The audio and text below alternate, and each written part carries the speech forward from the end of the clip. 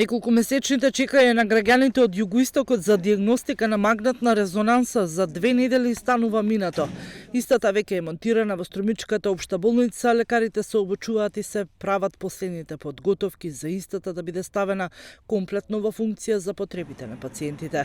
Во наредниот период со соработка на лекари од терцијарна здравствена заштита во однос на читањето на наудите од магнетна резонанца заедно со нашите лекари, сметам дека во наредниот период од 1 до 2 недели ќе почнеме да функционираме преку Министерство за здравство и мој термин.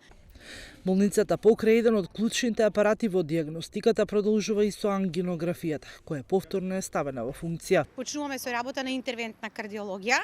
Тоа значи дека оние пациенти кои што досега патуваа во болницата во Штип, на клиниката за кардиологија, истите таа интервенција, значи коронарографија, тоа е визуализација на срцевите, коронарните крвни садови и интервентно вградување на стентови, како што народот ја знае самата процедура, ќе почне да се работи кај нас. Набавката и докомплетирањето на опремата значи можност за зголемување на бројот на услугите, зголемување на буџетот на болницата и воедно докажување на знаењата и подготвеноста на лекарите во примената на современите здравствени третмани. Децидни од Струмичката болница кои имаат тенденција кон создавање на нов медицински центар во југоистокот.